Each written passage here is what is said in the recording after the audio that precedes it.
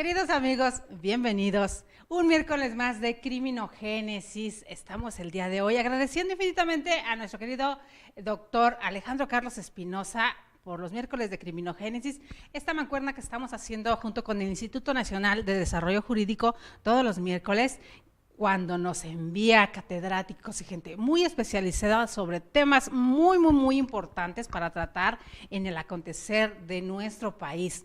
Hablar de secuestros en México no es un tema fácil, sobre todo tomando en cuenta este auge y este boom que se ha despertado nuevamente y que ya lleva bastantes años en el ámbito nacional. El sesgo mediático que a veces se le da a algunos de los casos nos lleva hacia diferentes puntos y entonces es importante hablar con quienes saben del tema, que son especialistas en ello, que nos den su visión respecto a la propuesta, a la cuestión jurídica respecto a un tema tan importante, tan delicado y tan peligroso como es el secuestro. Hoy tenemos el placer enorme de que nos visite, que esté con nosotros aquí en Más que Leyes, Educando la Conciencia, el doctor Enrique López Martínez. Él es licenciado en Derecho, egresado por la FES Acatlán de nuestra gloriosa UNAM, con maestría en Ciencias Penales por la UPAB, obteniendo mención honorífica. Doctor en Derecho Penal por el Centro de Estudios Superiores en Ciencias Jurídicas y Criminológicas, con postdoctorado en Derecho en la misma casa de estudios, con un doctorado honoris causa por el Centro Universitario de la Ciudad de México, otorgado por el Claustro Mundial Universitario. Diplomados en Seguridad Pública, Seguridad Ciudadana, Juicios Orales y Mando Policial en la Comisión Nacional de Seguridad de la Policía Federal. Cursos impartidos en Seguridad Pública, Prevención Integral del Secuestro, Inteligencia Operativa, impartidos en la Universidad Autónoma de Nuevo León y en la FES Acatlán de la UNAM. Ponente en la Universidad de Córdoba, en Argentina, con temas de delito de alto impacto, así como en las universidades públicas y privadas de la República Mexicana, incluyendo Universidad INADEC, el Instituto Nacional de Desarrollo Jurídico. También ha sido catedrático aquí con nosotros, queridos amigos. En temas de derechos humanos, derecho penal y política criminal, cuenta con 25 años de experiencia laboral en la Procuración de Justicia y Seguridad Pública, como coordinador operativo antisecuestros, en trata de personas e investigaciones en situaciones de alto riesgo, así como subdirector de operaciones e inteligencia y comisario en jefe operativo de Seguridad Pública en Tlalnepantla de Vaz, Estado de México.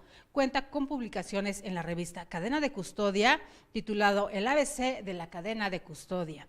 Y también tiene artículos en la revista Criminogénesis, revista especializada en criminología y derecho penal, queridos amigos, que es quien le hace la invitación el día de hoy para estar con nosotros, con las publicaciones tituladas La Reforma al artículo 123, apartado B, fracción 13ª, párrafo segundo, la necesaria congruencia con el principio de presunción de inocencia, y la publicación Antecedentes históricos de la función policial, pericial y ministerial aquí en México.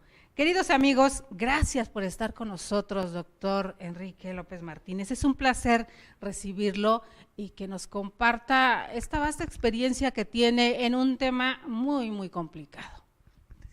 Al contrario, muchas gracias por la atenta invitación, agradeciendo como siempre a Criminogénesis y a nuestro amigo el doctor Alejandro Carlos Espinosa.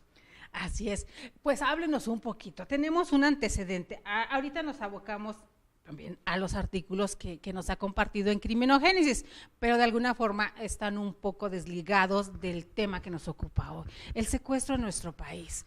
¿Cuántos años tenemos ya inmersos en una vorágine? Es como un tornado que nos envuelve y a veces, nos decía antes de entrar al aire, pensamos que no nos va a tocar. ¿Qué pasa? Vamos haciendo un pequeño antecedente para nuestros amigos sobre lo que está pasando en nuestro país. Claro que sí, cómo no, con todo gusto. De hecho, el delito del secuestro es uno de los delitos más longevos de la humanidad. Ajá. Pues podemos mencionar, por ejemplo, que tenemos relatos como en la Ilíada de Homero, el famoso rapto de Helena de Troya, Ajá, que provoca la misma guerra entre troyanos. También podemos pasar a través de los años y de la historia de que siempre se han llevado a cabo este tipo de delitos, secuestrando inclusive doncellas, esclavos y también personajes muy importantes a cambio de grandes sumas de dinero, y de esta forma podían facilitar y podían encaminarse a obtener el triunfo y ganar hacia una guerra. O sea, el secuestro no solamente ha sido a lo largo de la historia por una causa monetaria como es ahora, sino tiene diferentes razones de ser.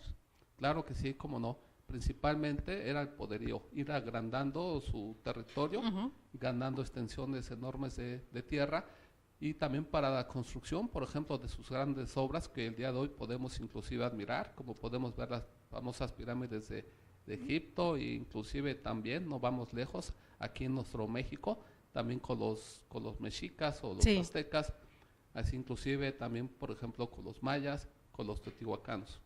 Entonces, esto nos refiere que secuestraban personas para mantenerlos esclavizados a cambio de realizar un trabajo. Ahorita Así me es. brinca el tema y tocando, vamos a hacer, discúlpeme queridos amigos, vamos a hacer pequeños brincos entre la historia y lo que sucede en el acontecer mundial. Me vino a la memoria una noticia el día de ayer, antier, que estaba mirando en internet, donde habla de unos mexicanos secuestrados en Canadá y obligados a trabajar por prácticamente nada, estaban hacinados, como hemos visto también que ha ocurrido en nuestro país donde y en otros países del mundo donde tienes hacinadas personas y los obligan a trabajar por prácticamente una comida al día. Eso está tipificado como secuestro. A esto es equiparando a lo que nos dice de las pirámides y de lo que sucedía desde Egipto y demás. ¿Es algo similar?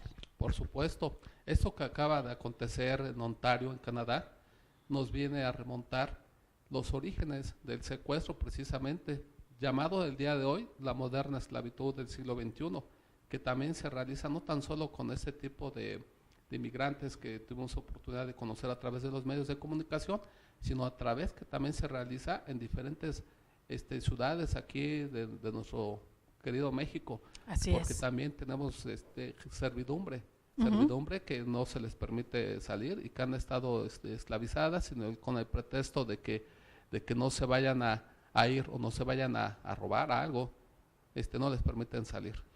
Ahí también influye y estamos empleando muchos otros tipos de violencia, ¿no? Violencia psicológica, violencia monetaria y demás, porque ahorita que refiere a las personas que están al servicio en familias, muchos no les pagan su sueldo hasta que les dan permiso de ir de vacaciones. Así es, Exacto. así es. En dado caso, una situación como esta, alguien que estuviera sujeto a una situación puede hacer una denuncia, aun cuando muchos creen que no tienen. ¿Qué elementos tendrían que reunir para ir a hacer una denuncia de este tipo? Pues lo primero que nada es denunciar. Hay números que son muy conocidos, por ejemplo en este caso del 911, Ajá. en el cual se les brindará una ayuda inmediata en el aspecto cómo jurídicamente se deben de reunir estos elementos, porque ellos los pueden aportar simplemente desde el momento de su denuncia, y que pueden inclusive tener testigos, porque en ocasión no son ellos mismos, sino son también las personas que vienen con ellos de sus lugares de origen y que son empleadas inclusive en la misma comunidad. Aquí estamos hablando de empleos normales, por llamarlo de alguna forma, Así que es. hay una diferencia muy grande con la trata de personas, eso ya es otra cuestión, o lo que en algún momento se le llamaba trata de blancas, que ahora ya cambiaron el concepto, bueno, no el concepto, sino el título que le otorgan. Pero entonces nos decía, puede recurrir. Muchas veces las personas no tienen conocimiento, porque la mayoría, recuerdo tiempos, pues recordando ahorita también la película esta tan afamada que está siendo premiada y laureada en todos lados, donde habla de una chica de provincia que viene a la Ciudad de México. Yo recuerdo que en un tiempo incluso eran como redadas que hacían a los pueblos para buscar servidumbre, para buscar personas, y entre menos tuvieran conocimientos o estudios, pues es mucho más fácil moldearlos o meterles miedos precisamente para que no se vayan después. ¿Hasta dónde continúa una práctica como esa? Sí, definitivamente no hay unas cifras exactas que podríamos decir, sin embargo tenemos conocimiento que se siguen empleando esos mismos métodos, que a través precisamente de la impunidad ¿verdad?, que se ha llevado a cabo en nuestros días ha sido principalmente por el miedo a denunciar. Ajá. Porque dicen las autoridades no me van a creer o no me van a hacer caso.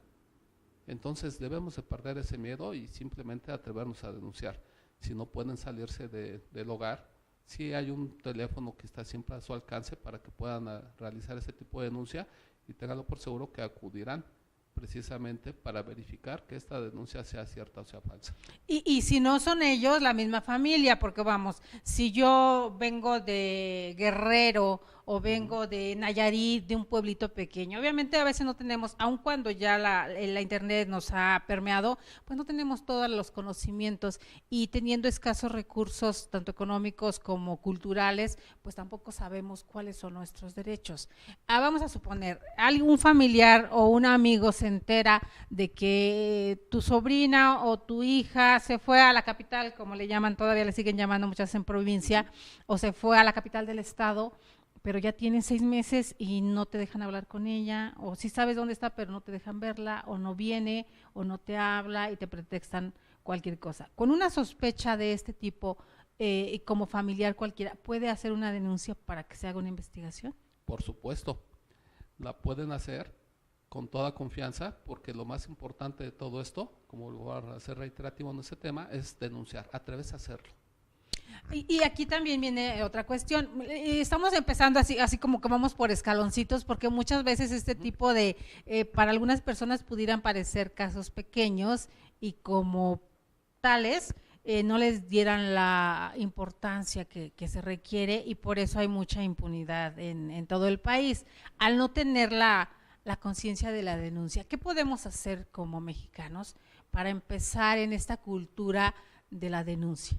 Nos tenemos que reeducar. En la mayoría de nosotros hemos perdido grandes valores, no tenemos empatía por nuestros semejantes y sentimos que es problema de ellos y no de nosotros. Sentimos que si nos metemos o procuramos brindarles algún tipo de ayuda, nos va a ocasionar problemas. Y de ninguna manera sucede y va a suceder esto. Pues no debemos de perder de vista que ese tipo de delitos que están sucediendo hasta nuestros días no deben de existir. Y si existen, es gracias a la complicidad de nosotros mismos como sociedad, porque nos mantenemos omisos totalmente. ¿Cómo? Pues guardando silencio.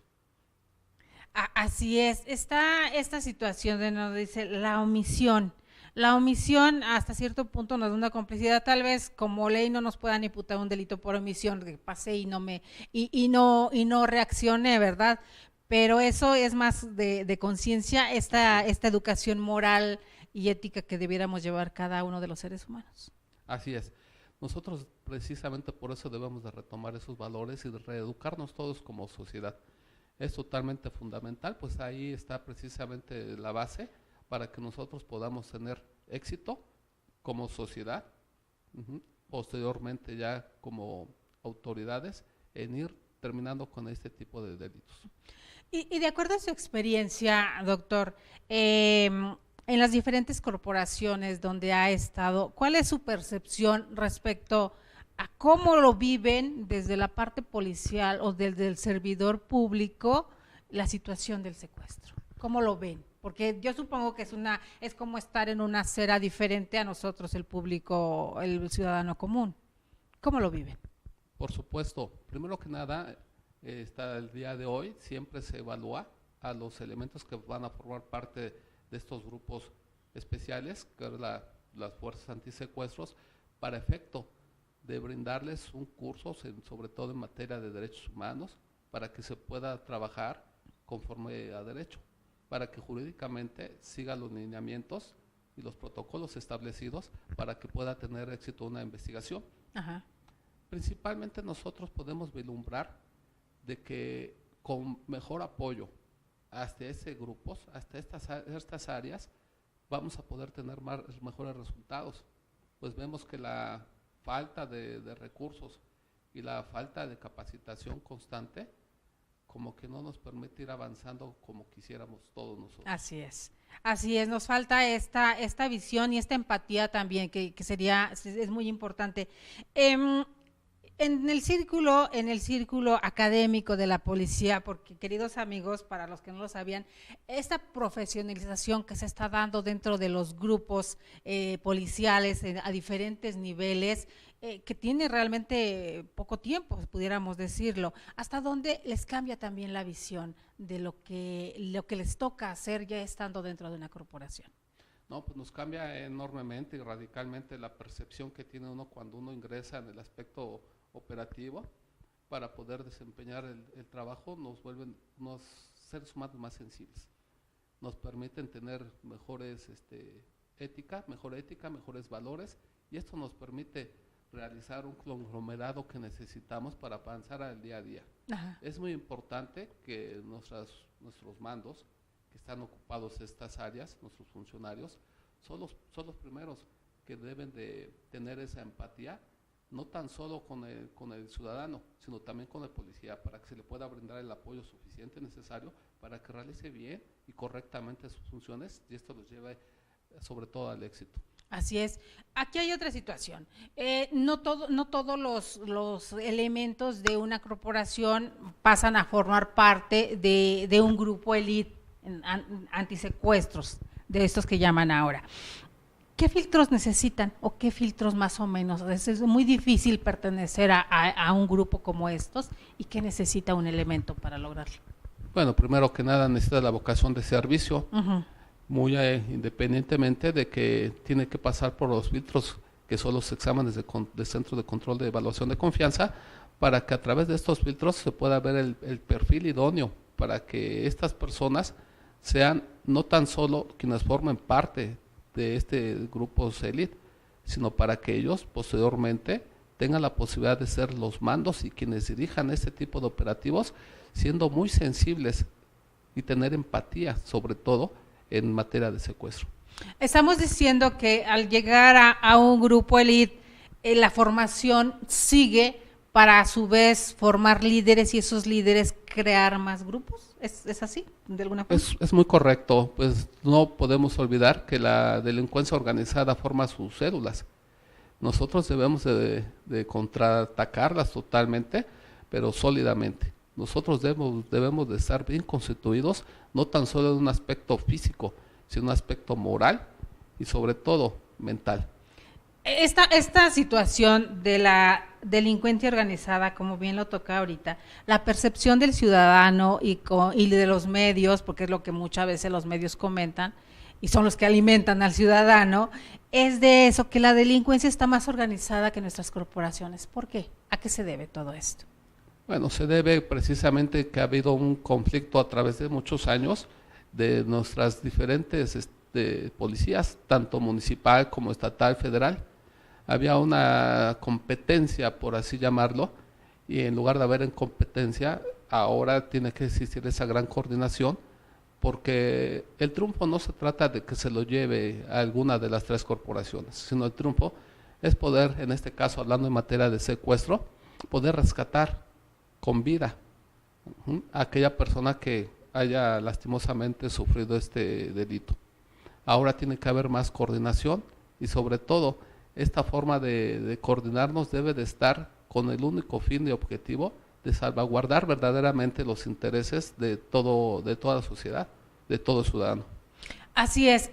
Cuando se refería a la coordinación tripartita, ¿de qué está hablando? ¿De municipio, estado y federación, o a cuál se refiere? En un aspecto general, para combatir los diferentes tipos de delitos, sí. Ahora hablamos que existe una coordinación nacional antisecuestros, y que este tipo de áreas tienen que estar bien coordinadas con lo que se refiere a los estados, no tan solo en intercambio de información, sino también inclusive para realizar operativos en conjunto. Hay un mapeo desde cómo lo manejan ustedes como corporaciones. Hay un mapeo en el país que les permita ver por regiones, yo me imagino, o cómo lo focalizan, las zonas más inseguras, los puntos más rojos, o llevan una serie de parámetros a seguir. ¿Cómo se dan cuenta que en Querétaro hay menos que en Baja California, o que en Durango, o en Morelos o en Michoacán, porque de repente los mexicanos creemos o nos damos cuenta, de acuerdo a los medios y a lo que percibimos en redes sociales, que Sinaloa en un tiempo era como que la zona referente de, no solamente de narcotráfico, sino también de todo este tipo de levantones, de secuestros, de asesinatos, de enfrentamientos, y de repente ahora ya nos marcan Michoacán, nos marcan mucho Morelos, nos marcan mucho Guerrero, y de repente como que parece que todo el país está inundando. Digo, acaban de encontrar una fosa con más de 60 cuerpos en Colima también. La gente... Ellos, obviamente, esos más de 60 cuerpos, pues fueron secuestrados de alguna manera, independientemente de que algunos van a decir, es que algunos eran criminales, eso ahorita no está a discusión, ¿no? Pero, ¿cómo logran hacerlo? Bueno, toda esta información la tienen que proporcionar las fiscalías y procuradurías a nivel nacional, y estas se alimentan en el Secretariado Ejecutivo del Sistema Nacional de Seguridad Pública, donde se hace exactamente lo que usted menciona, todo el mapeo, y nos permite ir focalizando dónde se cometen más este tipo de delitos y buscar simplemente no tan solo contraatacarlos, sino buscar el origen de ese tipo de desplazamientos. Podemos ver, por ejemplo, que de acuerdo al del 2006 al 2012, en el sexenio anterior, se dispararon a más de 17,000 secuestros a nivel nacional, según cifras que se manejan aquí en el secretariado. Oficiales. Y bueno, dejando a un lado la cifra negra, ¿verdad? Así es. Entonces, nos ha permitido muy tomar en cuenta de que, por ejemplo, el Estado de México, Tamaulipas, Veracruz, la Ciudad de México, Michoacán, Guerrero, ha avanzado a pasos agigantados en materia de estos rubros. Y principalmente Veracruz, que se ha incrementado prácticamente más del 200% con años anteriores. Esto nos permite realizar un trabajo de inteligencia donde se tiene que apuntar las baterías precisamente para saber qué es lo que está sucediendo. ¿Por qué se ha estado incrementando más a pasos agigantados en comparación de otros estados? ¿Quiénes son las cédulas que operan ahí? ¿Cuáles son los intereses verdaderamente de llevar a cabo ese tipo de secuestros? Y buscando el perfil de ese tipo de organizaciones delictivas que operan en este tipo de estados. ¿Cómo logran llevar una estadística de saber de que si son más los empresarios, si son más los... ¿cómo logran llevarla a cabo ustedes? Porque muchas veces lo primero, de acuerdo a muchos de lo que sabemos o vemos en las noticias, pareciera que esta apología del crimen de las series narcos y demás la llevan a la vida cotidiana, y de repente en esta forma de hacer las cosas, lo primero que le piden a la familia de un secuestrado es que la policía no se entere. Entonces, partiendo de esa premisa, ¿cómo logran ustedes llegar a toda la información real y veraz para llegar a esas estadísticas? Bueno, con la única información confiable que nosotros contamos es con la base de denuncias que realiza la misma ciudadanía, ¿no? Podemos ver que, por ejemplo, el mayor enfoque que se le ha dado a este delito nos ha permitido, de alguna forma, poder contabilizar adecuadamente qué cantidad de hombres, por ejemplo, en este caso, que abarca un poquito más del 73%, son los que sufren este tipo de delitos. Posteriormente, a un menor rango, alcanzando hasta un 12%, podríamos hablar que son mujeres, y posteriormente ya menores de edad. Nos permite saber principalmente que son no nada más empresarios, porque mucha es la idea y la gente que piensa, bueno, a mí no me va a suceder porque yo no tengo un estatus económico tan elevado como para sufrir este delito. O no ando presumiendo por la calle cosas de lujo, que también mucho se da ahora, que ya ni siquiera el producto de tu trabajo lo puedes lucir, si así es tu costumbre, si es tu gusto, porque entonces pareciera que estás un imán para atraer delincuentes. Entonces, hasta dónde también nos está cortando, nos está limitando a todos los ciudadanos todo lo que está sucediendo hablando de secuestros en nuestro país. Así es que a partir después de 1900, de los 90, para ser más exactos, después del secuestro de un empresario pues muy famoso y que fue presidente de Consejo Banamex, que es Alfred Harp Lue, que fue en 1994, cambia el paradigma de lo que se refiere al secuestro en México, porque es uno de los secuestros más caros, pagados obviamente, en la historia de nuestro país. Pues alcanzó un pago de más de 30 millones de dólares de ese tiempo. Posteriormente, toda la época del 94 comienza a agrandarse con el 98, inclusive el secuestro del hijo de Vicente Fernández, por ejemplo, y posteriormente en el año 2000 de la señorita Gallo, que también sufrió y que ya desafortunadamente fue asesinada, y podríamos hablar así tanto como del 2005 de Hugo Alberto Wallace. Podríamos hablar también de... Que ahí que en ese caso, Wallace, hay una situación bastante interesante que los medios han estado removiendo, y que incluso una periodista, hablando de Guadalupe Lizárraga, saludos Lupita, por allá por California, que ella asegura que ese secuestro no existió como tal, ¿no? Y entonces ahí se crea también una situación completamente atípica, también remueve los cimientos de lo que está sucediendo en la situación antisecuestro de nuestro país, ¿no? O ¿cómo lo considera usted? Los de los medios a veces lo percibimos un poco así, ¿no? Como que se polariza una situación hablando de secuestro en ese caso en específico. Sí, claro que sí, como no, sí he escuchado también de que existen algunas investigaciones periodísticas y que han tocado bastante este tema. Sin embargo, hasta que no exista una resolución, un resolutivo. Pues sí, de alguna forma un pronunciamiento claro de que no existió para nosotros, o al menos en lo personal para un servidor, bueno, yo lo sigo contabilizando como tal, ¿no? Porque de alguna forma, bueno, ustedes tenían los indicios y los hechos, por decirlo, en papel, y ustedes estaban en investigación. Siempre se llevan a cabo ese tipo de investigaciones, y bueno, y también, por ejemplo, tocando también el tema de la hija del señor Nelson Vargas, que desafortunadamente también fue asesinada. Que le iba a comentar. Del hijo del señor Fernando Martí también.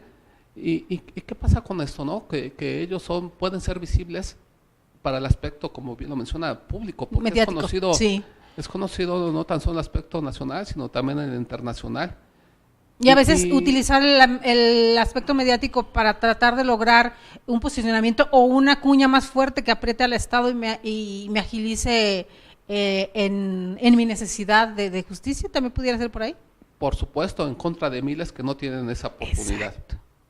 Decía sobre el caso Harp Lue, ¿por qué viene a cambiar el paradigma? ¿Por qué es como si fuera a partir de ahí un antes y un después de Harp Lue? Precisamente por el pago millonario que se recibe, despierta. Es como que se dan cuenta de que, aquí es un gran negocio que lo teníamos desaprovechado. Así es. Porque yo recuerdo, y oiga, corríjame usted, en estas apologías de crímenes que no están, a veces las series, a veces llevan ciertos elementos o dichos o no sé, que no están tan alejados de la realidad. Entonces, nos decían que antes el narcotráfico se ocupaba exclusivamente de drogas y demás. Ellos no se metían en secuestros ni nada. Pudiera ser que al darse cuenta, como en el caso de Harp Lue, hablando de 30 millones de dólares, cuando se dan cuenta la otra parte de cierta parte del crimen organizado, de que tenía un nicho desperdiciado por ahí, y por eso se empiezan a meter más a ese lado al negocio del secuestro. Así es, porque recordemos que en México primero se da el boom de los secuestros, pero llamados secuestros políticos, porque los ejercían algunas organizaciones guerrilleras para poder ellos seguir a cabo con sus propios intereses y ayudar a las comunidades cercanas a su lugar de origen. Ellos estaban en contra de la lucha de clases, de la injusticia social, de la pobreza, de la marginación y bueno, como lo hemos conocido. Sin embargo, este secuestro por eso precisamente hace ese cambio, porque el secuestro precisamente del empresario Harper Lu se lo atribuyen al EPR, precisamente en el estado sureño ahí en Guerrero. Se hace público el pago de $30 millones y todo el mundo voltea, ¿no? Precisamente a decir, bueno, pues aquí nosotros tenemos una industria enorme para poder desaprovechada, pensando como ellos, ¿no? Así es, para comenzar nosotros a enriquecernos, ¿no? Porque realmente es lo que voltea a ver todo el mundo. Precisamente en los 90s, de los años que tengo más conocidos, se dan este tipo de secuestros de los que hemos hablado, de lo que hablamos de Pablo Agallo, de lo que hablamos de lo de Hugo Alberto Wallace, de lo del señor Martí, ¿sí? Bueno, estos hablamos de este tipo de secuestros son a cambio de una aportación monetaria. Esto es buscando el secuestro económico. Es un recurso económico. Pero hay otros tipos de secuestros. Hay secuestros políticos. Así es. Uno de los secuestros que, vaya, que hasta el día de hoy, por más formas que buscamos de transmitir y orientar a la ciudadanía, y qué bueno que el día de hoy tenemos tu medio tan importante para hacérselos llegar. Agradecemos al Instituto Nacional de Desarrollo Jurídico, querido mío, porque es quien nos hacemos mancuerna precisamente para este espacio, para que sin cortes comerciales, sin edición, porque estamos completamente en vivo, se comparta a la sociedad y al mismo tiempo la sociedad nos alimente y nos diga qué es lo que están mirando ellos desde allá, hacia los abogados, hacia los catedráticos, hacia los servidores públicos, hacia políticos y a todo el que guste y tenga el deseo y nos honre con su presencia aquí. Sí, porque nos incumbe generalmente a todos ese tipo de... Sí, qué bueno que aprovecho el espacio para poder decir cuál es el modus operandi, que eso es muy importante, porque mucho ciudadano, la mayoría de la gente, la mayoría de la sociedad, no piensa que puede haber algunas medidas de prevención del secuestro. Ajá. Y definitivamente sí las hay. ¿Cuáles serían una medida de prevención? Por ejemplo, vamos a hablar del secuestro virtual o extorsivo, que no es otra cosa más que un fraude, prácticamente, es las llamadas telefónicas. Las llamadas telefónicas que realizan y que todos tenemos conocimientos que las hacen de los mismos reclusorios. Podemos hablar de que ha faltado tal vez ahí falta de voluntad política. Al interior de los mismos reclusorios. Para los famosos bloqueadores, claro. Que no sabemos por qué hasta hace poco, inclusive hubo un reportaje de los medios de comunicación y de que cómo operan y cómo realizan las llamadas. ¿Cómo les llegan los teléfonos? De inicio. De inicio. Queridos amigos, yo compartí el día de ayer, alguien me hicieron favor, le digo que yo tengo una lista VIP y agradezco mucho a todos por ahí de WhatsApp y de repente me llega información. Entonces decían un policía, con esto tenemos que lidiar en los reclusorios. Y es un aditamento, es un refresco de cola de este tamaño, de 3 litros, pero organizado de tal manera que tiene, como la parte de arriba tiene como rosca, y el interior está hueco, y en la parte de abajo también tiene líquido. O sea, el ingenio, no sé si mexicano o de dónde, para hacerlo, y adentro va desde, pues es un compartimento suficiente, lo de la mitad del refresco, ubiquen ustedes de 3 litros, es un compartimiento suficiente, va desde teléfono, va desde dinero, o sea, lo que quieran meter ahí para ingresar a un reclusorio. ¿Qué se puede hacer al respecto? Digo, los mismos reos también se quejan de otras situaciones donde se sienten presionados, que los mismos cárteles permean en las instituciones, hablando de reclusorios. ¿Qué podemos hacer entonces? Porque sí está muy, muy complicado y cuando uno ve dice, wow, ni siquiera se me hubiera ocurrido algo como eso. Y el ingenio utilizado en favor del crimen en este caso. Así es, bueno, la colusión de diferentes autoridades, bueno, sin lugar a dudas sigue existiendo. ¿Qué debemos de hacer? Bueno, pues debemos de depurar precisamente a aquellos servidores públicos encargados precisamente de esta área tan delicada. Sí. Y que realmente estos centros penitenciarios puedan ser un lugar de reinserción y no una universidad del crimen, donde se vayan a especializar, porque la mayoría se especializa. Exacto. Y a veces no es que quieran. O sea, ¿esa escuela entras o entras? Ah, sí, por supuesto. Tiene que estar dentro. No hay elección. Y la corrupción que impera en las mismas les ha permitido que haya ese tipo de crecimiento, para que haya ese tipo de auge y para que desde ahí se sigan dirigiendo no tan solo bandas de secuestradores, sino de todos los delitos que pudiéramos hablar, pudiéramos imaginar, como de trata de personas, como de robo a empresas y bueno, un sinfín de delitos que se siguen cometiendo. Pero hablando sobre la prevención, ¿cuál otros tópicos nos mencionaría para que un ciudadano común pudiera prevenir lo más posible un secuestro? Llamándolo, por ejemplo, en el secuestro, ya sea económico o express, un modus operandi que no ha cambiado desde precisamente de los años 94, 95, en el cual desde ese tiempo no se le llamaba secuestro express y que tuve en el aspecto personal oportunidad de conocer y operar, es de que cuando uno va circulando, un vehículo lo golpea por la parte trasera. Ajá. La reacción de cualquiera de nosotros, porque vamos inmersos mentalmente en nuestro tipo de pensamientos, en nuestras actividades cotidianas, es inmediatamente voltear por el retrovisor, e inmediatamente frenarnos y bajar a reclamar. Ajá. Para ellos no, para ellos ya está un modo bien establecido de operar de esta forma. Ya saben perfectamente cuál va a ser la reacción de cualquier ciudadano común y corriente. Porque de hecho provocan esa reacción, por eso la esperan, están en espera de esa reacción. Así es. Y entonces, ¿cuál sería la recomendación? Sería la recomendación presente que cuando uno espejee, ¿verdad? Y vea los lugares donde está uno y la ubicación y todo esto, uno preferible mejor que continúe su camino. Quedarte con tu golpe. Y quedarse mejor con el golpe. Porque ellos precisamente lo hacen para que desciendan del vehículo y en algunas ocasiones cuando pasan a otros ciudadanos, otros automovilistas cercanos les habla muy amablemente, porque ahora la característica física del delincuente o de lo que anteriormente se pensaba ha cambiado. Ya es ahora unas personas que van muy bien vestidos, con una indumentaria, veamos, que nos hace pensar que inclusive que son personas de mejores recursos que nosotros mismos. Así es. Y de esta manera son presas fáciles, pues cometen el secuestro express. Si tienen suerte, porque este tipo de delitos desencadena a otros.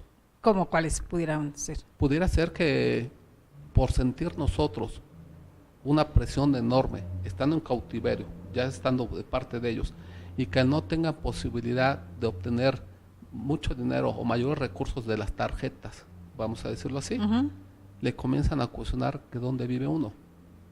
Y uno tal vez por el temor o esperando recibir a lo mejor algún tipo de ayuda o para que ya se vayan, los llega uno a llevar a su domicilio.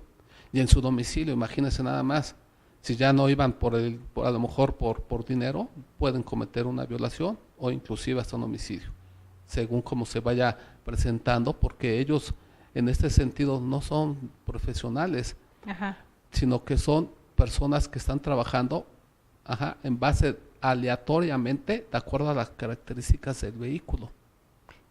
Aquí estamos hablando de vehículos. A ver, y en este caso también pudiera suceder algo similar. ¿Cuál es el modus operandi como en estacionamientos?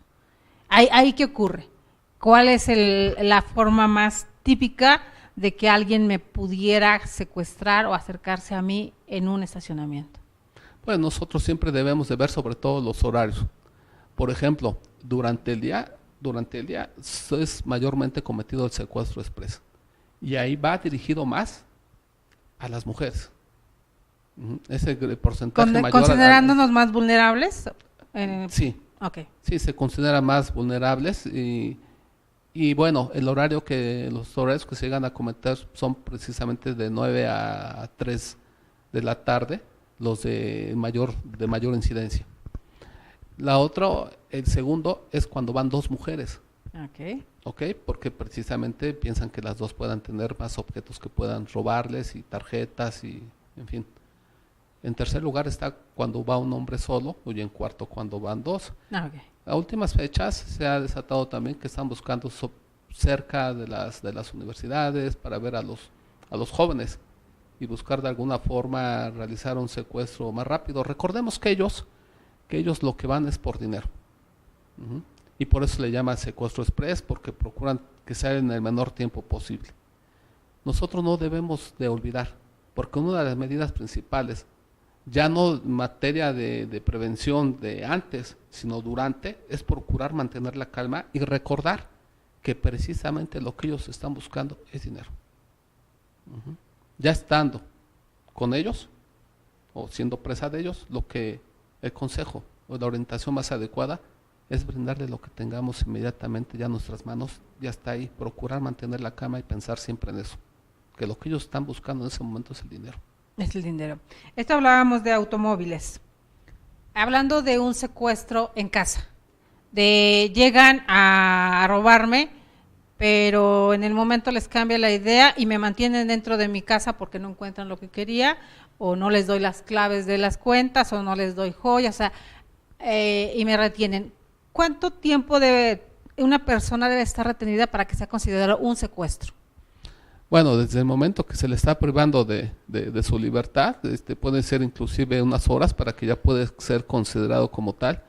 Además, nosotros recordemos que cuando llegan a nuestro domicilio o a nuestras oficinas, porque es nuestro lugar de trabajo, sí, es porque precisamente ya han sido previamente estudiados. Uh-huh. Uh-huh.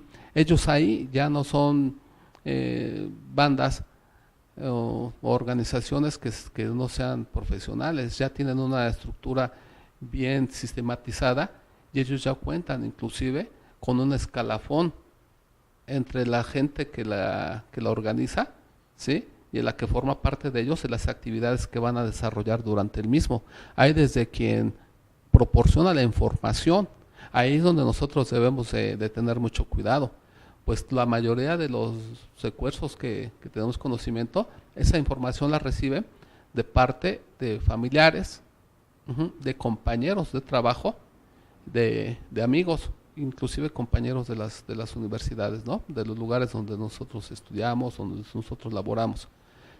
Esa es muy importante, esa información que ellos reciben, porque el boga que está inclusive ahora hablando con el tema de redes sociales, sí, claro, todo el mundo quiere un like y quiere darle conocimiento a todo el mundo dónde nos encontramos. ¿Y qué estamos haciendo? Y qué estamos haciendo, y si adquirimos inclusive algún bien inmueble, sí, nos encanta presumir lo nuevo. Así es. Entonces, esta red se ha ido esparciendo enormemente. Este tema de la era digital, sin duda es muy muy buena en materia de avance, de comunicación, pero así como trae sus bondades y nosotros no sabemos utilizarlas como tal, se pueden volver en contra nuestra. Exactamente. Antes de pasar al tema de redes sociales, ¿cuál sería la forma de prevenir o de reaccionar ante un secuestro, hablando de casa, de cuatro paredes, de oficina, en mi negocio, en mi casa, en un lugar cerrado? ¿De qué forma tendría que yo reaccionar? Porque supongo que es de manera muy diferente a cómo se reacciona en vehículos y demás. ¿Qué pudiéramos hacer como ciudadanos ahí? Aunque parezca difícil hacerlo, primero que nada es mantener la calma. Procurar mantener la calma hasta el máximo posible. Saber que ellos van, lo reitero, por dinero. Y con la intención de que van o sea, como dicen en las películas, hasta donde tope, o sea, ellos van con toda la resolución de obtener algo o incluso matar a las personas. Así es. Recordemos que si a ellos se les proporciona todo lo que esté a nuestro alcance en el aspecto económico, mayores posibilidades habrá de que ellos se vayan, porque ellos también tienen prisa por obtener lo que ellos desean, así como nosotros tenemos prisa porque nos dejen, porque se vayan, porque nos dejen libres, porque nos dejen en paz. Eso es muy importante, porque entre mayor resistencia nosotros pongamos, mayor resistencia habrá de parte de ellos para buscar algún beneficio y no haber quedado esa acción, sino haber obtenido algún beneficio. Mencionaba las redes sociales y aquí nos comentaba nuestro querido Murdoch esta situación que también nos lo han dicho muchas veces, pero no ponemos 100% atención a ella. Al momento de ingresar los números celulares de nuestros familiares, si a mí se me pierde el teléfono o me lo roban y ahí traigo muy información delicada, ¿qué recomendación está? Nos decía, preguntaba Murdoch si mucha gente pone teléfono de mamá, teléfono de papá, esa recomendación debemos hacerla, debemos poner atención en cómo ingresamos el número de la gente muy cercana a nosotros en los teléfonos o queda descartado. No, de ninguna manera, qué bueno que lo comenta, porque precisamente debemos de tener mucho cuidado. ¿A quién tenemos a nuestro director y de qué forma nos dirigimos a ellos? Porque lo primero que ellos nos arrebatan es el número, es el teléfono. Y de ahí comienzan a buscar, a ver quiénes son nuestra familia que tenemos registrada y a comenzar a hacer llamadas si lo consideran así prudente, sino también para, desafortunadamente ahora con el área digital hay lugares donde también se consiguen a base de este tipo de información, inclusive donde vive uno, ¿no? Claro. Entonces eso es muy importante, procurar no tener registrado celular de mamá o celular de papá, ¿no? O de mi hijo o de hija. Y también evitar las fotografías, muchísimo evitarlas, las que tengamos en nuestro celular, no tener fotografías sobre todo familiares. ¿Cuáles serían estas? ¿Cuáles serían, para darnos un ejemplo más claro, como cuáles? En la casa, con la familia, o sea, es que todo el mundo, ya el celular es como el álbum fotográfico que traemos cargando para todos lados. ¿Qué debiéramos evitar entonces ahí? Primero que nada con la familia, en cualquier lugar, pero principalmente en el hogar. Y evitar los lugares también donde vacacionamos, porque desde ahí comienzan a imaginar el estatus social, el estatus económico que puedan alcanzar, y ahí va subiendo el nivel de exigencia. Pero ahí ella nos está pidiendo casi imposibles, doctor querido. Con las redes sociales ahora lo primero que ponemos son las selfies y dónde estamos y con quién estamos y justo lo ponemos a veces en el momento exacto porque activamos la ubicación. ¿Hasta dónde también es riesgoso que nosotros activemos la ubicación de nuestro teléfono celular y que estemos transmitiendo o compartiendo información en tiempo exacto? ¿Hasta dónde es riesgoso? Bueno, es riesgoso cuando nosotros ya somos focalizados como unos candidatos a sufrir un secuestro. Sin embargo, también tiene su bondad en ese sentido cuando lo hacemos con un grupo de familiares, de estar comunicados con ellos donde continuamente nosotros estamos trasladándonos, puesto que de esa forma también podremos contar con el apoyo de alguien más que sepa cuál es la característica principal que tenemos de comunicación. Vaya, crear y formar la red. Entre nosotros, entre los grupos de amigos, entre los más cercanos o entre la pura familia. Es que también es una línea muy delgada y a veces cómo sabemos cuándo la brincamos y cuándo no. Antes de que se nos vaya el tiempo, porque el tema está excelente y yo sé que ahorita se nos fue como agua, no sé qué hora, no me veas Murdoch, porque luego nos empieza a mirar y ya nos presiona de tiempo. Tenemos este problema, este tema muy interesante que está en nuestro país. Este secuestro, yo hablé sobre ello hace como 2 años, que apenas empezaba, hace como 1 año volví a tocar el tema en una columna periodística, pero se recrudece. Este secuestro llamado Cálmate mi amor, que está tan de moda ahorita y que se está dando donde de repente alguien se me acerca en el metro, en la calle, donde sea, y de repente llega y me abraza y me dice camina y al oído me dice me está secuestrando, ¿no? Pero si alguien se quiere acercar porque yo grito o me revelo, él dice es mi novia, es mi esposa, está haciendo un berrinche, por eso se le dio por llamar así. ¿Qué hacer? ¿Cómo reconocer como ciudadano? ¿Cómo actúo? Como víctima y al mismo tiempo también como policía, porque ahorita nos va a tocar la parte de los primeros respondientes. A ver, vamos. Bueno, primero debemos de tener empatía. Lo que mencionaba de reeducarnos es muy importante. Es fundamental, claro. Y retomar ese tipo de valores. Tener como empatía. Sociedad. Así es, como sociedad debemos de retomar ese tipo de valores, reeducarnos con una totalidad, porque ya le hemos perdido y bastante. Tener esa empatía y saber qué es lo que realmente sucede, de acuerdo a lo que podamos hacer como posibles víctimas. ¿Qué es lo que se aconseja en este caso? Primero que otra cosa, tirarse al piso. O sea, yo me tiro al piso y no me vas a levantar de aquí. Queridas amigas, amigos, porque ocurre por todos lados, O sea, yo me tiro al piso. Esa recomendación, debemos poner atención, perdón por la interrupción, querido, pero debemos poner atención para que estas recomendaciones se las demos a nuestros hijos. Digo, niños de secundaria o incluso de primaria se van solos a la escuela y no sabemos, muchas veces los vemos y uno que es aprensivo se dice, ¿cómo dejan a este niño en la calle? Pero en una ciudad tan grande como esta, entonces, vienen las recomendaciones. ¿Alguien me quiere jalar o llevar? Lo primero es tirarme al piso. Así es. Y comenzar a gritar y a pedir apoyo, a pedir auxilio, pedir ayuda. Ahora, yo como ciudadano, si me percato que está sucediendo algo así, ¿cómo debo de saber si realmente esto es ficticio? ¿Verdad? ¿Qué debo de preguntarle a la víctima en este caso? Debo de hacerle preguntas en el cual se hagan las preguntas por separado, porque nos acercamos a un grupo de ciudadanos y preguntarle a él, ¿dónde vives? ¿Cómo se llama su papá? ¿Cómo se llama su mamá? ¿Tienes hijos? ¿No tienen hijos? Elementos que solamente son básicos y que Ujú. solamente tendrían que saber si son pareja en este caso, por eso el famoso cálmate mi amor, Ajá. porque quieren aparentar que es una discusión de pareja. Ujú. Ujú. Eso es muy importante y el perfil que se ha estado evaluando en últimas fechas es que se está realizando a chicas de entre 20 y 25 años, delgadas y bueno, qué bueno que lo comentamos, Sí, claro. porque la mayoría, bueno, son estudiantes aún. Y de complexión, bajitas, les buscan ciertas características precisamente, intuye uno que buscando esta finalidad de poder llevarlas más fácil, ¿no? Someterlas Sí, de tener un sometimiento físico y psicológico, porque también estudian a sus probables víctimas. Pero aquí lo importante precisamente de saber cómo se debe reaccionar para esto. A ver. ¿Sí? Primero, como lo mencionaba, tirarse al suelo, comenzar a gritar, pedir auxilio, pedir la ayuda.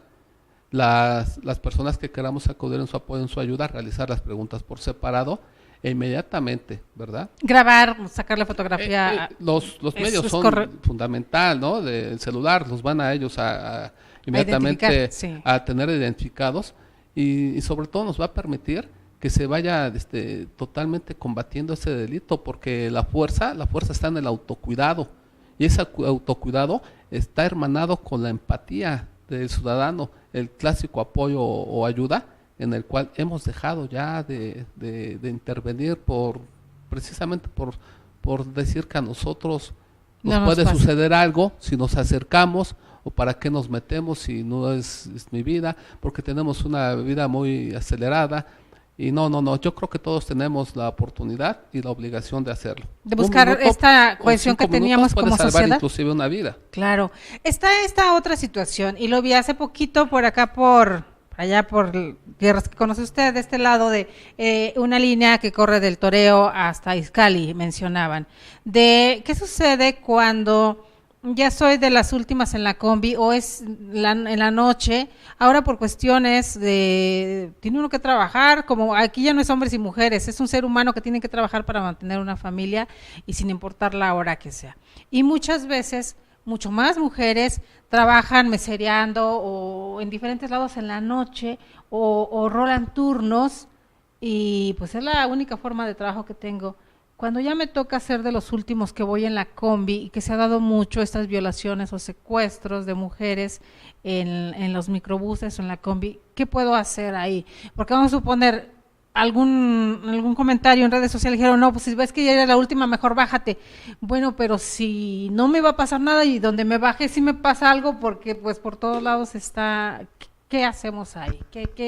¿Qué podemos, aparte de guiarnos por nuestra institución, qué elementos podemos ver para sospechar que estamos en peligro? Bueno, para sospechar que estamos en peligro es precisamente cuando nos vamos dando cuenta de que ya nos vamos quedando solos. Desde ahí ya definitivamente la sensibilidad nos hace sentir que estamos en peligro. Uno de los programas que se está comenzando a manejar, tengo conocimiento aquí en la Ciudad de México, es que se van a distribuir ciertos botones para que puedan solicitar el apoyo. ¿Como botones de pánico? Así es, como botones de pánico, pero ¿qué pasa en este ínter? ¿Lo que lo distribuyen o no? Porque decimos, bueno, de aquí a que me lo den para ver si soy candidato o no, porque se va a hacer un estudio para saber quiénes son candidatos o no. Entonces lo que debemos de hacer es procurar viajar en grupo, procurar que con las personas que o por lo menos de trabajo, una de centro de operación, 1 o 2 personas más, y pedir el apoyo de las autoridades para que los transportistas pongan precisamente en orden a lo que se refiere este tipo no tan solo en el transporte público mecánicamente, sino quienes lo operan, que Exacto. es lo que nosotros debe de haber lineamientos donde indiquen que los empleados de tal y tal ruta deben tener cierto perfil y también ciertos requerimientos, ¿no? Y bien identificados. Exacto. Bien identificados. Y que desde el momento que una chica que sube todo esto, que inmediatamente pueda tomar una imagen a qué unidad está subiendo, que pueda haber en lugares visibles la identificación del chofer, Ajá. tomar esa foto y mandarla precisamente que sea clara, porque luego ponen ahí unas imágenes de un tarjetón que ni siquiera se o muchas veces que ni siquiera son de ellos. Exacto. Y regular precisamente esos. ¿Esta regulación a quién le corresponde? ¿A cada policía quién? Bueno, a movilidad, ¿no? Ajá. Le toca ver esa regulación y sobre todo a los empresarios dedicados al transporte, velar que se cumpla. Pues tienen que cuidar quien les da de comer, digo, que en Así este es. caso somos los usuarios, ¿no? Entonces, ¿de qué más podemos hablar? ¿Qué más modalidades de secuestro? Ya hemos mencionado bastante. ¿Qué más modalidades de secuestro hay que nosotros como ciudadanos comunes no nos percatamos tanto de ello? Bueno, hablando nuevamente del extorsivo o del virtual, es lo de las llamadas, simplemente las llamadas desde que le dicen que ganaron una rifa, por ejemplo, o desde que tienen detenido a un familiar y que necesitan hacer un depósito, desde el clásico pariente que se puede encontrar en el otro lado de la frontera y que quiere venir y que fue detenido porque iba a venir a ver a su familia, del clásico secuestro que se escucha que le comienzan a gritar mamá, me tienen secuestrado porque fingen la voz, ya sea masculino o femenino o de niños. Todo eso no debemos de perder esa visión y estar alerta, pero la principal y la que no cambia durante muchos años y sigue operando de la misma forma es el golpear a los carros de esa manera. Sabemos que los consejos principales es no ser ostentosos con joyas en la forma de vestir, que si estamos estacionados también esperando a alguien, 1000 veces preferible esperarlos debajo del vehículo y no en el vehículo. A veces uno cree que estando dentro del carro estoy más seguro que estando abajo, entonces es todo lo contrario. Es todo lo contrario, porque es una presa fácil estando dentro del vehículo porque se acercan con cualquier arma y en el mismo vehículo ya lo tienen secuestrado, ya privado de su libertad en ese momento. Miren, queridos amigos, por eso hay que poner atención a quienes saben. Y cuando algo sucede, es más fácil estar a cierta distancia. Así es. ¿Qué recomendable distancia de un vehículo se está esperando a alguien? O simplemente con estar afuera. Podemos dejarlo inclusive a 10, 20 metros sin problema, inclusive a 50 metros. Y eso es cuando estamos esperando a alguien, eso es muy importante. Inclusive también no está de más decirlo. Cuando se va a los centros comerciales a altas horas de la noche, también no estar dentro del vehículo ahí como platicando con mucho tiempo ahí con nuestras amistades, ¿no? Porque también son presa fácil de que ahí mismo tal vez no lo secuestren, pero sí lo roben. Y yo creo que debemos de evitar y tomar muy en consideración que son medidas de prevención. Y algo muy importante, que debemos estar muy conscientes de que cualquiera de nosotros precisamente somos candidatos a sufrir algún tipo de secuestro, de los que hemos mencionado, a cualquiera. Y no pensar que a nosotros nunca nos va a suceder. Exacto. Esta otra modalidad donde nos hablaban, yo tomando en cuenta las redes sociales, lo que más se menciona, de que vas en la carretera y de repente se te empareja alguien y te dicen tu llanta está baja, oríllate y tu llanta está baja. ¿Hasta dónde es cierto o es historia urbana que este modo superandi también funciona en las carreteras?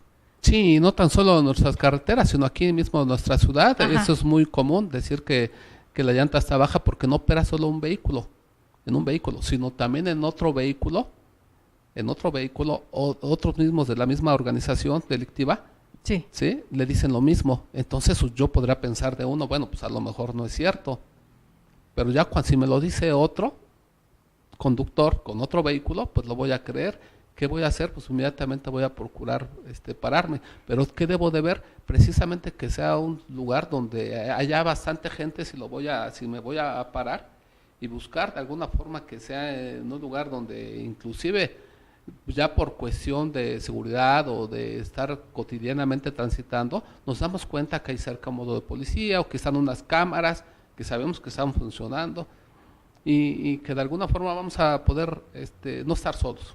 En este caso, preferible pensar en desperdiciar una llanta, incluso el RIN, pero no orillarme a la carretera, o no orillarme si estoy en una colonia que no conozco, o despoblado, o dependiendo también la hora de la noche que sea. Todo eso tenemos que evaluarlo antes de actuar en consecuencia de lo que nos están diciendo.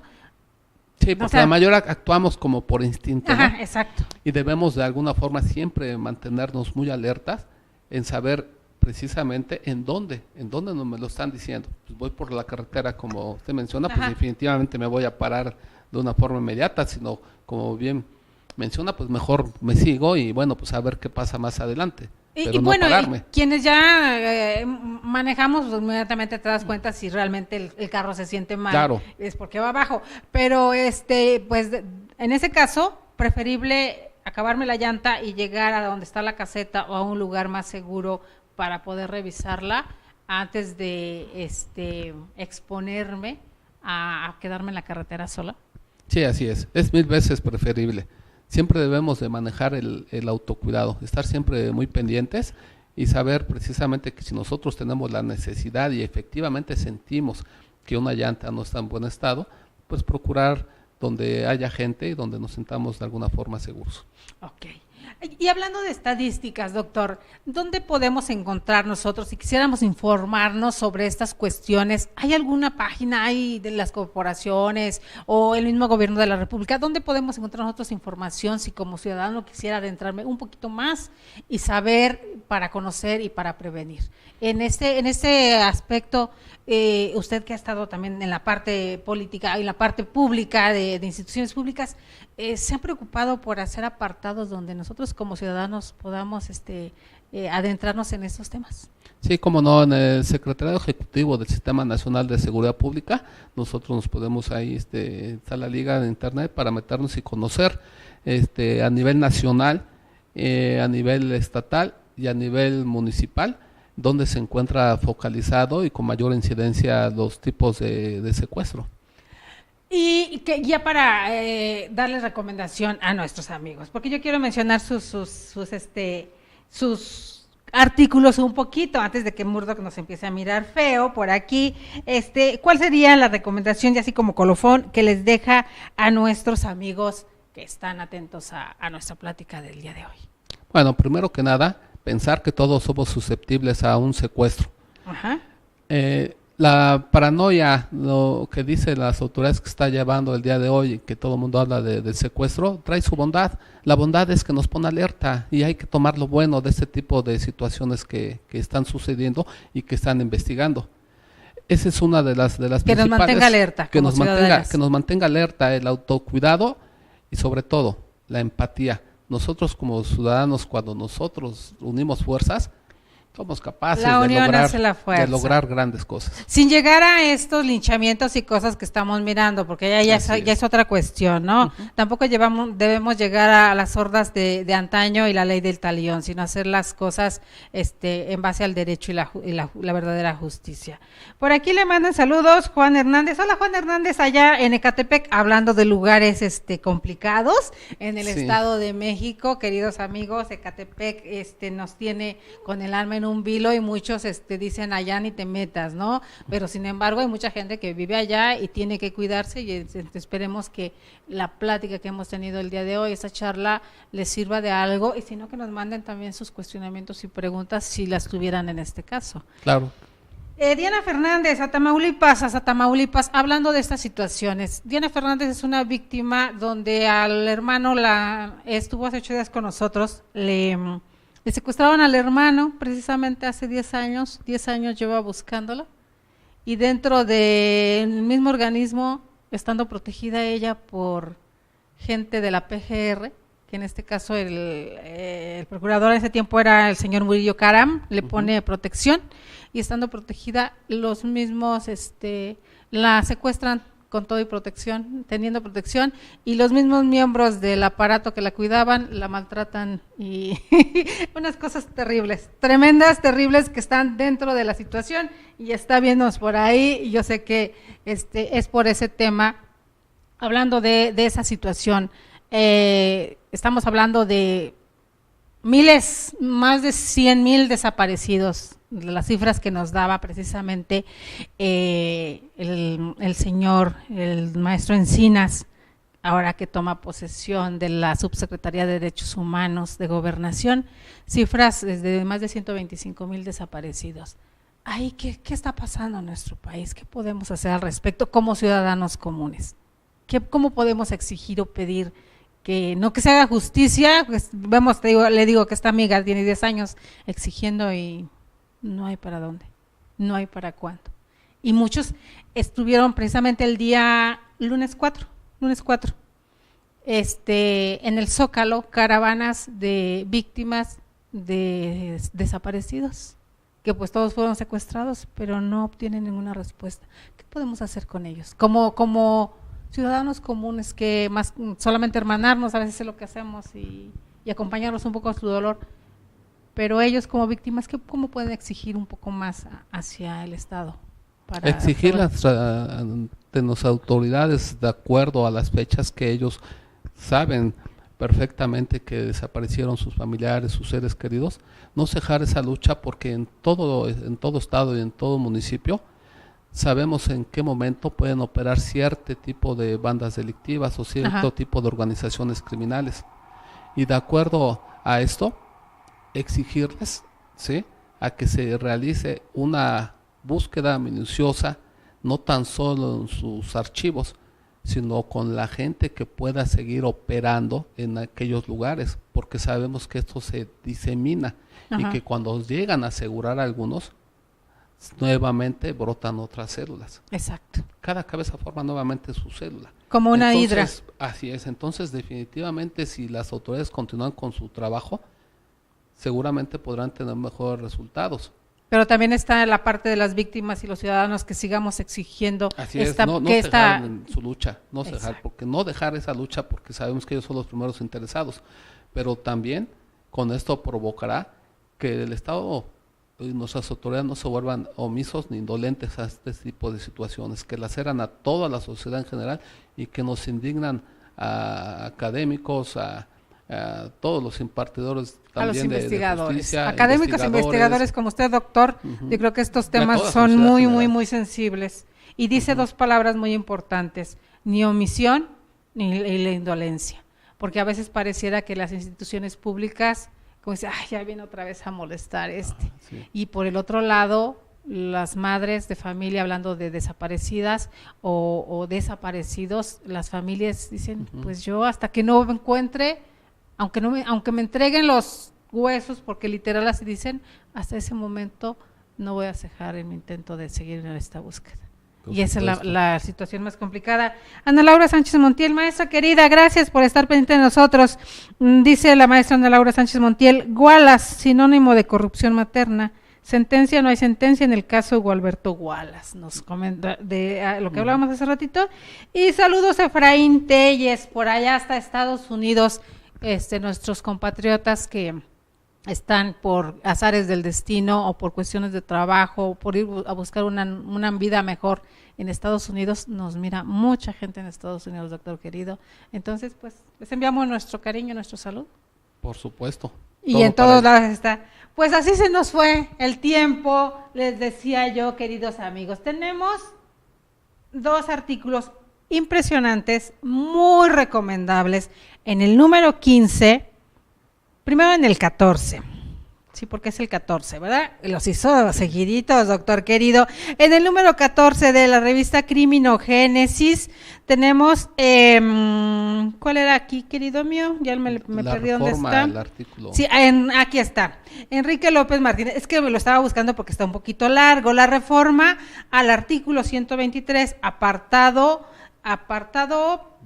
B, fracción 13ª, párrafo segundo, la necesaria congruencia con el principio de presunción de inocencia.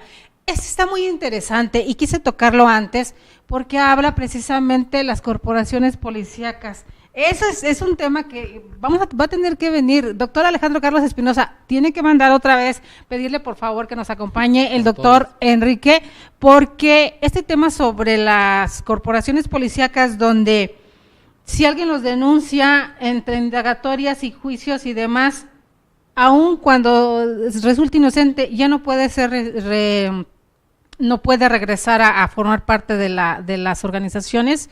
Se me hace una incongruencia muy, muy grande. Y a eso se refiere este artículo que nos comparte. ¿Nos puede así dar un resumen pequeñito para que se den cuenta qué pueden encontrar en este artículo, en el número 14? Claro que sí, cómo no.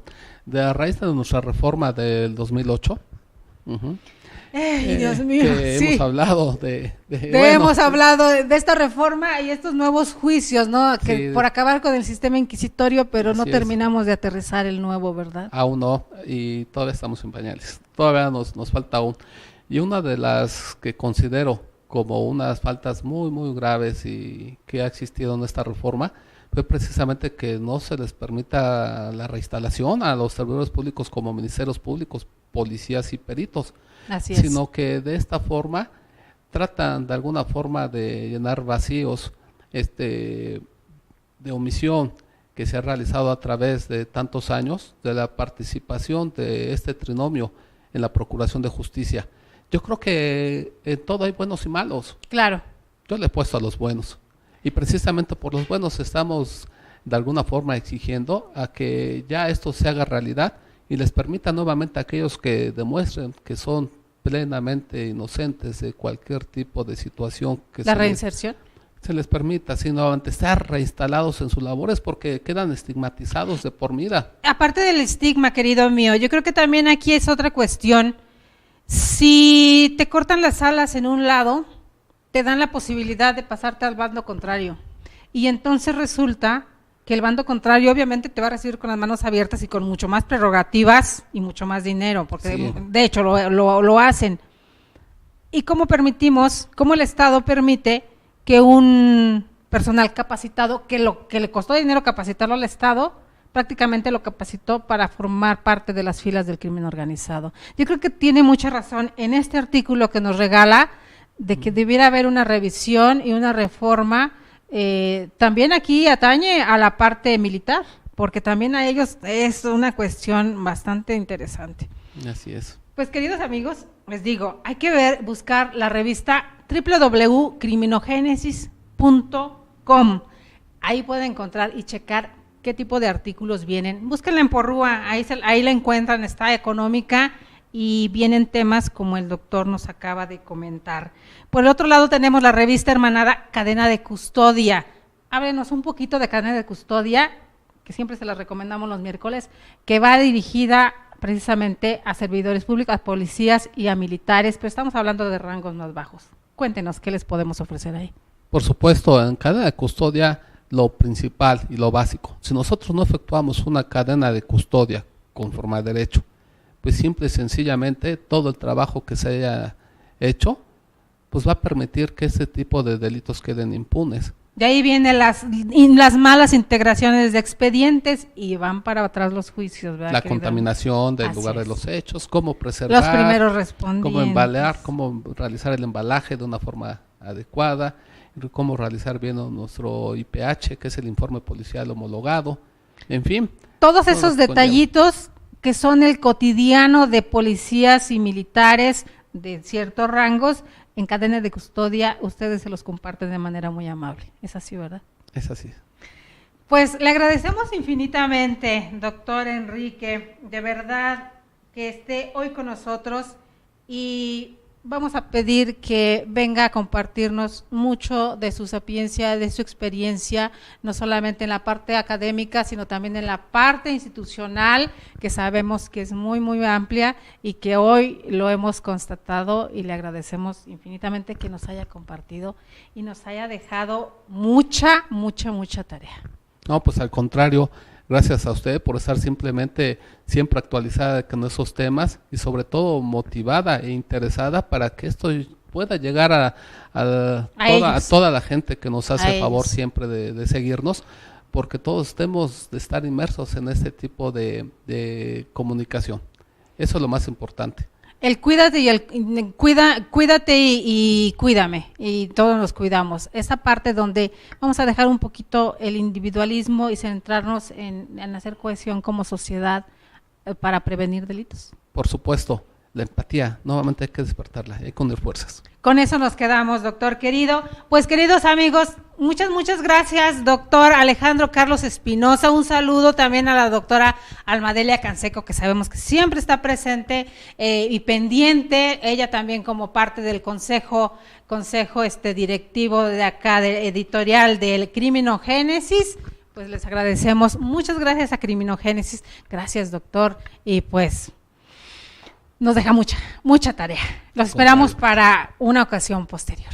Por supuesto, con todo gusto. Queridos amigos, el día de mañana vamos a estar transmitiendo, ahora sí, porque ya saben que estos protocolos de actuación que tienen nuestras Fuerzas Armadas son complicados y por ahí hace 8 días se nos complicaron, nos faltaron unas firmas.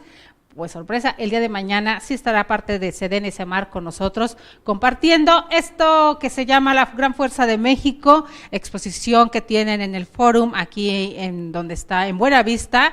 Queridos amigos, que todos pueden ir a interactuar con ellos y a participar y a gozar y a adentrarse un poco en esta lucha o que traen ellos, los marinos y los militares, de acercarse y decir, nosotros también somos pueblo. Vamos a disfrutar con ellos, los esperamos el día de mañana. Les robamos un poquito a Ciencia y Tecnología y nos van a compartir, pues igual y sacamos Ciencia y Tecnología de lo que la milicia mexicana trae. Los esperamos el día de mañana. Gracias al doctor Alejandro. Criminogénesis miércoles termina por el día de hoy. Agradecemos al Instituto Nacional de Desarrollo Jurídico, un programa más, nuestro programa Más que Leyes. Aquí seguimos educando la conciencia. Hasta mañana. Gracias, doctor. Gracias.